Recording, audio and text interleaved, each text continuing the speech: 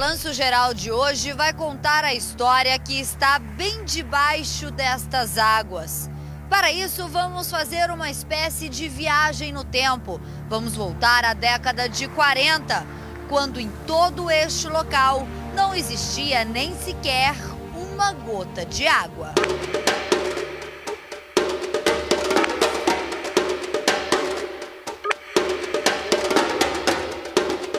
Lenda ou verdade? Existiria mesmo uma cidade submersa onde hoje é a represa aqui de Mariporã? Eu vou conversar com o pesquisador Pedro Tomás. Pedro, nós estamos agora caminhando aqui sob essa ponte de fundo da represa aqui de Mariporã. Existe uma cidade submersa? Olha, uma cidade propriamente não. Eu acredito que um vilarejo ou escombros de alguma olaria, sim. Os escombros desse vilarejo seriam escombros grandes? Era uma vila? Existiam as olarias, casas? As olarias, elas tinham as casinhas dos oleiros, né, que moravam todo ao redor, né? Então, com a desapropriação, foram desapropriados os fornos, as casas e alguns escombros, algumas cercas de arame farpado. Eu acredito que tenha, porque nós ouvimos muitas vezes relatos de bombeiros de que alguns corpos dos banhistas que vêm nadar aqui nos fins de semana ficam presos no fundo, nos arames farpados das cercas que tem aí no fundo. Cercas? Essas vilas eram cercadas? Eram cercas de arame farpado nessas olarias que antigamente se cercavam as propriedades com cercas de arame farpado.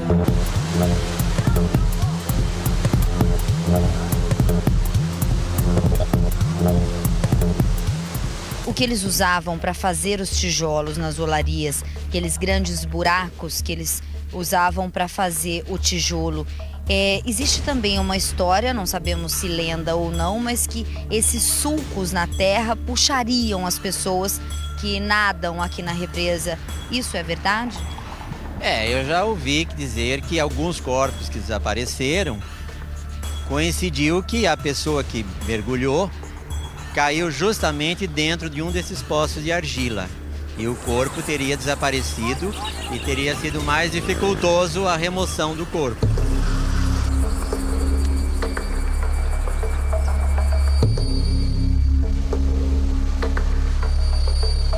Olha, inclusive alguns bombeiros fazem treinamento aqui na represa. Esses dois nós encontramos aqui no meio da nossa reportagem. Como é que tá a água? O que vocês conseguem ver daí de baixo? A água é meia turva, né? Aqui, como tem a média de 6 a 7 metros de profundidade, então você consegue enxergar nada no fundo. E até para vocês que têm muita experiência com salvamento, não é perigoso esse trecho da represa? Ou ela toda? Exatamente, é por isso que nós sempre nadamos em dupla, porque se alguém tiver algum problema, tem o outro para socorrer. Então até vocês também têm que se precaver, vir em dupla. Deixa eu pegar uma palavrinha do senhor também. Agora vocês, não sei se vocês são daqui de Mariporã ou não, vocês sabem da história que ficou submersa aqui na represa, do vilarejo, das olarias, do que tinha aqui embaixo? Dá para ver alguma coisa aí no fundo? Dá para ver alguma cerca, alguma coisa do que ficou? Não tem como ver nada aqui no fundo. A não ser para quem faça mergulho de profundidade. Mesmo assim é meio difícil, né? E vocês sabem dessa parte da história de Mariporã? Sabemos um pouco que era uma antiga olaria essa região, né? E que ela foi justamente desapropriada para tomar lugar à represa que hoje existe. A cidade é cortada pelo rio Juqueri, o rio que foi represado. E esse rio, ele tem 73 quilômetros de extensão. Ele nasce nos altos da cidade de Nazaré Paulista, corta a cidade de Mariporã, a cidade de Franco da Rocha, e vai desaguar no rio Tietê, na cidade de Santana do Parnaíba, bem próximo daqui. Então as águas desse rio Juqueri, que foram represadas para que fosse transformada na represa de Mariporã? Foi o rio Juqueri. Tanto que o campo de Mariporã, do Esporte Clube Mariporã, que era um campo tradicional, inaugurado nos anos 20, ele foi todinho inundado pelas águas. E aqui onde nós estamos, que é a Ponte Santa Inês, tem o nome Santa Inês, a ponte, o bairro e a estrada Santa Inês, que corta a Serra da Cantareira, é uma homenagem a Inês Monteiro de Alvarenga, que é a fundadora da cidade de Mariporã. Ela recebeu as Sesmarias da coroa portuguesa em 1606. E aqui ela veio com a família e construiu a fazenda dela, que está aqui, que era aqui, nesse pedaço. Esse pedaço aqui da ponte, essa da represa, aqui foi o marco histórico da cidade. E aqui embaixo era a fazenda, era o local da fazenda? O local da fazenda era aqui. Aconteceram 3 fatos importantes e históricos aqui nesse local antes dele se tornar represa e antes, inclusive, do local ter sido um vilarejo de olarias e que hoje alimentam um mito popular. Primeiro, o que aconteceu? Foram 3 crimes grandes? Olha, no período colonial, no século XVII, houve aqui uma matança de escravos índios. A história registra.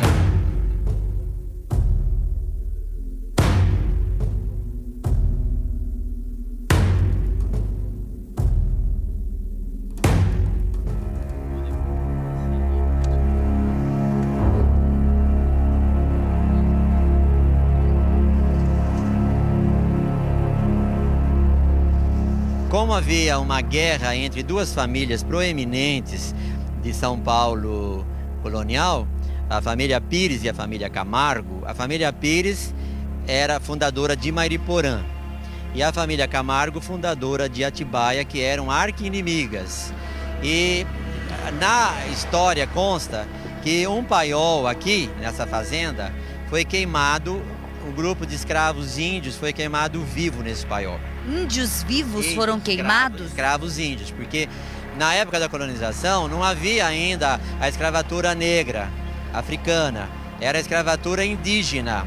As bandeiras se adentravam nas matas, aprisionando índios para trabalharem como escravos nas fazendas. E aqui em Mariporã, que antes era Juqueri, muitos índios vieram dos mais diversos estados brasileiros, regiões brasileiras, para trabalhar como escravos. E aqui na fazenda da Dona Inês Monteiro também tinha um número grande de índios. E diz a história, narra numa pesquisa que eu fiz, que os inimigos de Dona Inês incendiaram um paiol e queimaram onde tinham os índios dormindo e eles foram queimados vivos. Fazenda que também ficou submersa. Fazenda que não ficou submersa, ela localizava aqui, porque aqui é o ponto inicial do município.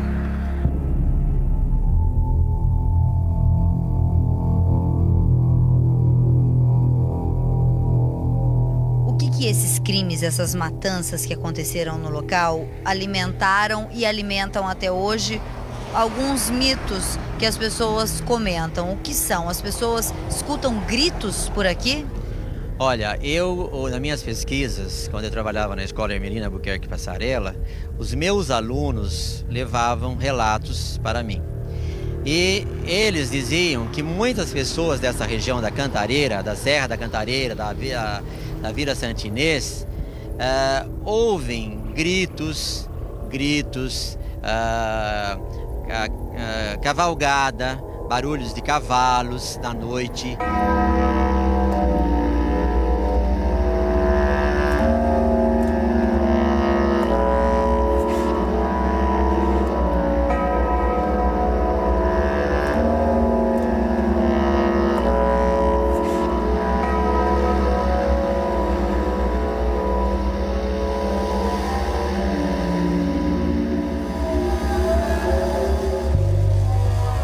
Tudo isso tem um fundamento histórico, porque essa guerra dos Pires de Camargo está registrada na história de São Paulo, que foi uma epopeia realmente, houve muita matança. E a Dona Inês Monteiro de Alvarenga, que é a fundadora de Mariporã, ela liderava a ala dos Pires contra os Camargos.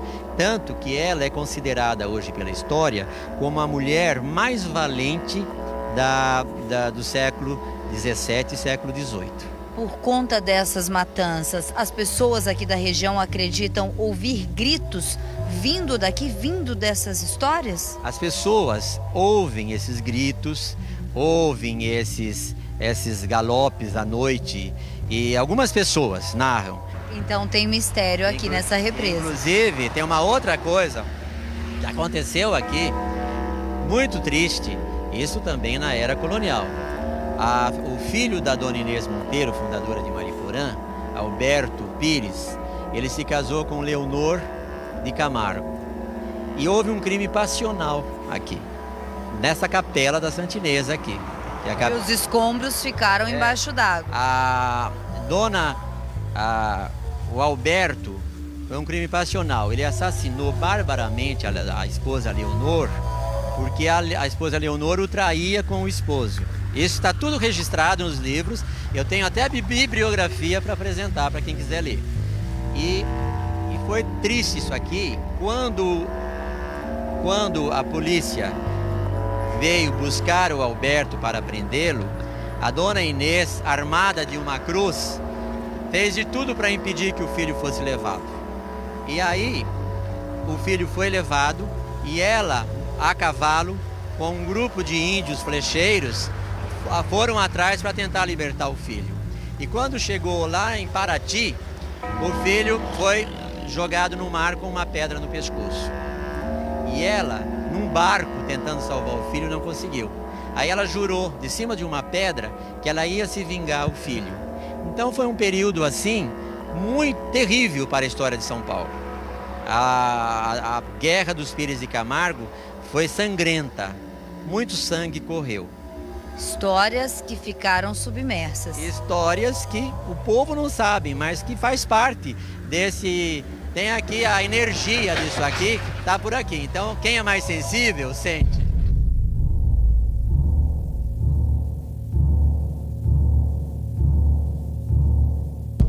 Flagrante da nossa reportagem, crianças que inclusive pulam dessa ponte aqui na represa de Mariporã e nem imaginam o risco que correm, já que embaixo dessa água existe um vilarejo e as olarias. Olha, as crianças pulam do alto dessa ponte e ficam nessas águas brincando. Para eles é uma brincadeira, olha. Eles pulam sem se preocupar com o que tem aí embaixo. Vamos passar aqui por essa ponte? Vamos entrar aqui para a gente conversar com essas crianças? Olha, são várias crianças, são muitas.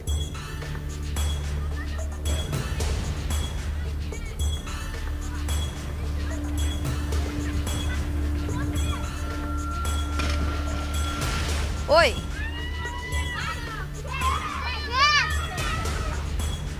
Olha lá, já pulou mais uma. Você sabia o que tem embaixo dessa água aí? Você sabe? Não. Você pula aqui sempre? Sempre. Não tem medo? Não. Não tem medo de bater a cabeça em alguma coisa aí embaixo? Não. Muitos de vocês fazem isso sempre? Aham. Você pula aqui sempre? Pulo. Você tem ideia se é fundo aqui? É bastante fundo. É mais ou menos uns 4 metros. 4 metros? Como é que você sabe? Porque assim demora um pouquinho pra chegar no fundo. Aí depois a gente sobe até falta um pouquinho de ar.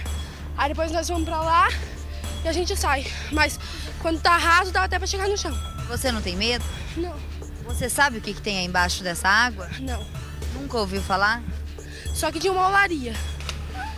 Tinham várias olarias, já falaram pra você? Isso. Era como se fosse um vilarejo, uma cidade aí embaixo.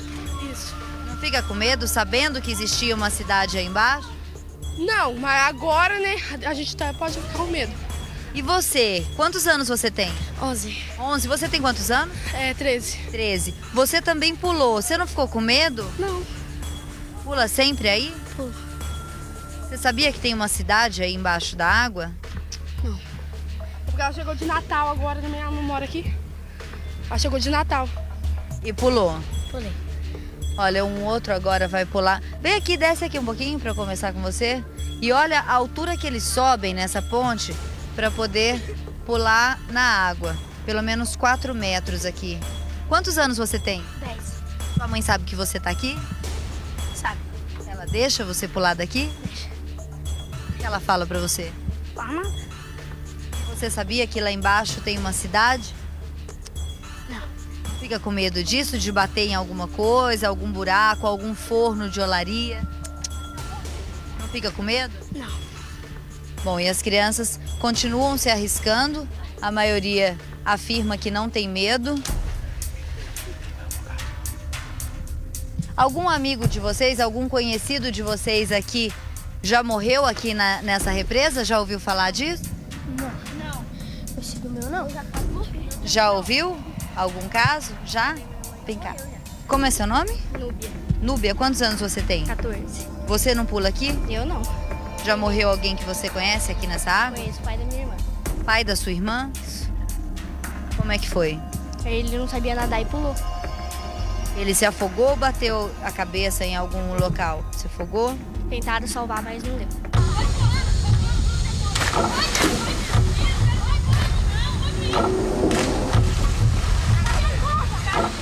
Do vilarejo das Olarias, a única construção que restou foi esta, um forno de porte pequeno, mas já dá pra gente ter uma ideia como eram os fornos que existiam, onde hoje é o local da represa. Nós vamos conversar agora com o seu Vicente. Ele trabalhou 51 anos com olarias e hoje está aqui dentro do forno que restou, até para matar um pouquinho de saudade. Que o senhor tem saudade dessa época?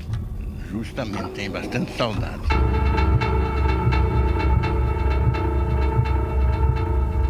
Vamos entrar então, seu Vicente, para o senhor contar para a gente como eram as olarias. Olha, para a gente ter uma ideia, aqui a parte de dentro, um forno de porte pequeno como esse, tantos desses fornos ficaram lá embaixo da represa, hoje onde tudo é água. E esse é porte pequeno, né, seu Vicente? Essa é a parte pequena.